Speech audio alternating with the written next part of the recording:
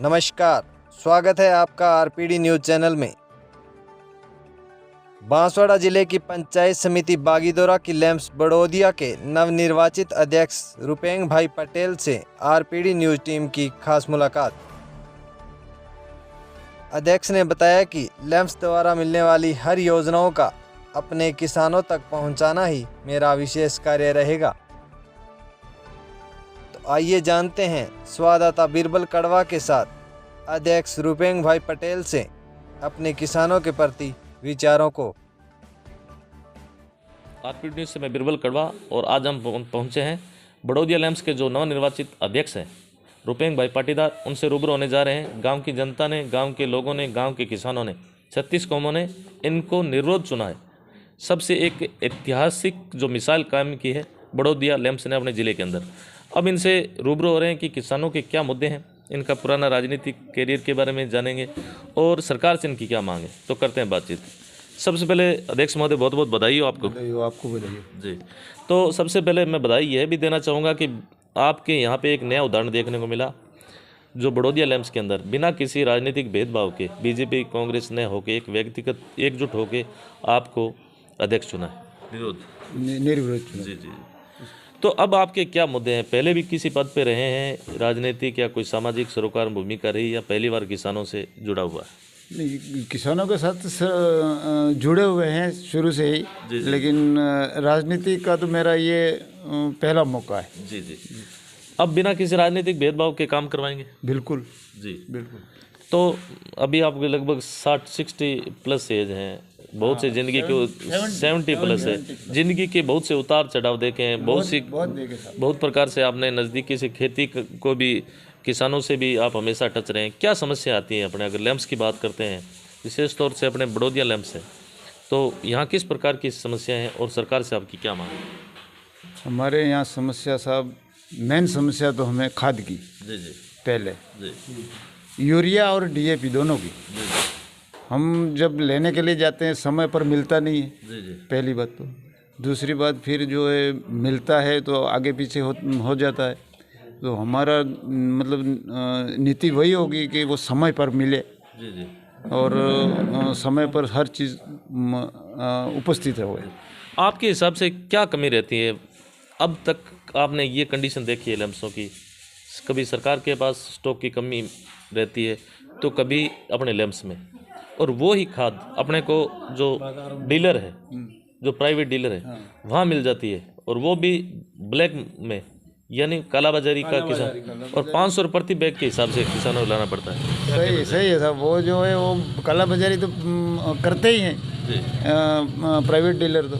तो उसमें क्या है कि अब हम किसान तो खड़ा है और वो सामने वाला वो तो बैठा हुआ है, लेने के लिए जाएगा तो वो तो भाव तो उसकी उनकी मर्जी का लगाएंगे। बिल्कुल।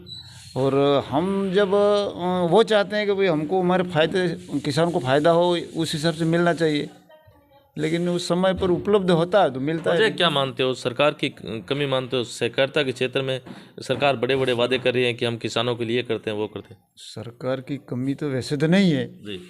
वो खाद की अगर किसानों के सबसे महत्वपूर्ण जो आवश्यक चीज़ है वो है खाद, क्योंकि आजकल अपनी ज़मीनें भी ऐसी हो गई है कि बिना खाद के फसल भी नहीं होती, नहीं पकती बराबर। खाद के बिना तो होता ही नहीं है। खाद तो ज़रूरी है। जी जी। किसान के लिए खाद चाहिए तो किसान को तो कहीं से भी, भले 1 का 2 लेगा तो वो तो लाएगा, बिल्कुल बिल्कुल लाएगा, लेकिन अब समय पर उपलब्ध तो करना ही, डालना ही है।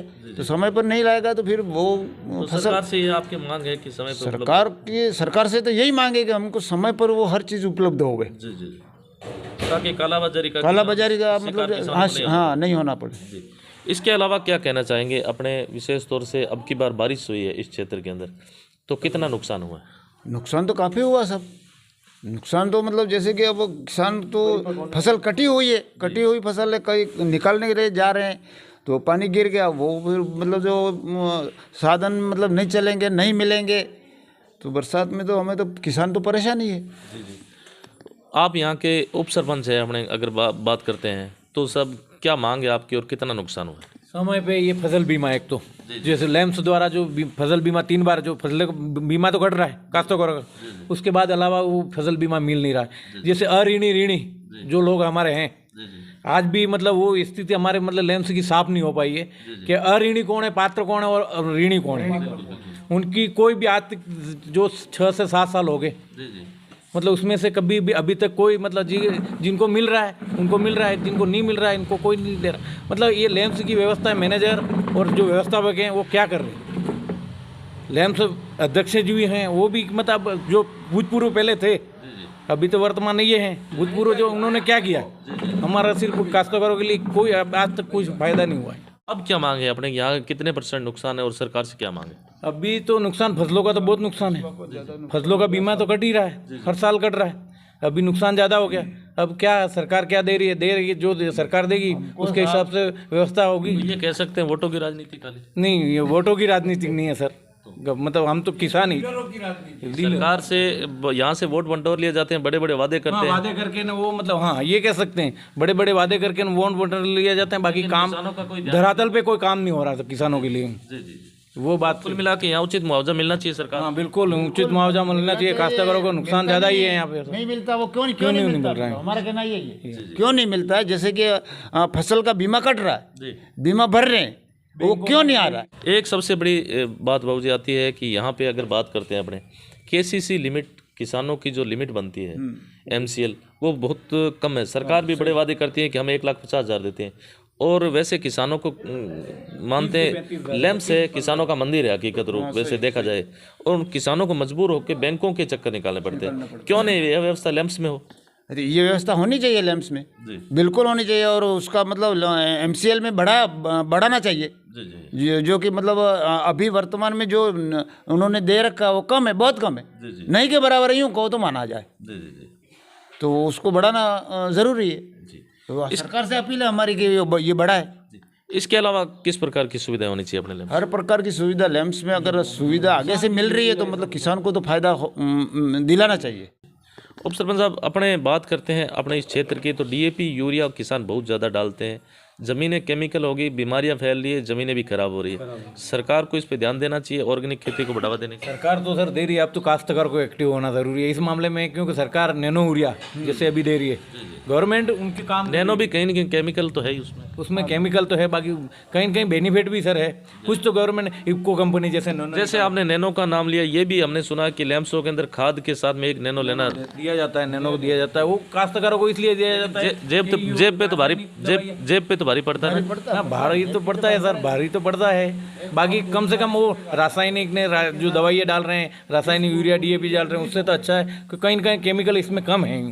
कहने का मतलब सरकार की मंशा यही है कि इसमें केमिकल कम है और उपज अच्छी हो रहेगी, और आने वाले समय में धरती माता के साथ खिलवाड़ ना हो। और साथ साथ में जैविक खाद को बढ़ावा दिया जाना चाहिए। साथ साथ जैविक खाद को बढ़ावा देना चाहिए। जी बाबूजी, आपको इस क्षेत्र के लोगों ने निर्विरोध अध्यक्ष के रूप में चुना है, क्या कहना चाहेंगे उनके लिए? तो सब उनके लिए बहुत बहुत बधाई, मुझे चुना तो मैं उनके लिए जितना प्रयास होगा उतना मैं करने के लिए तैयार हूँ। तो यह थी हमारी खास मुलाकात बड़ौदिया लैंप्स के जो नवनिर्वाचित निर्विरोध अध्यक्ष रुपेंग भाई पाटीदार है, जिनका कहना है कि हम बिना किसी राजनीतिक भेदभाव के गांव के किसानों की समस्या के लिए हर समय तत्पर रहेंगे। धन्यवाद सर, आपने समय। धन्यवाद सर।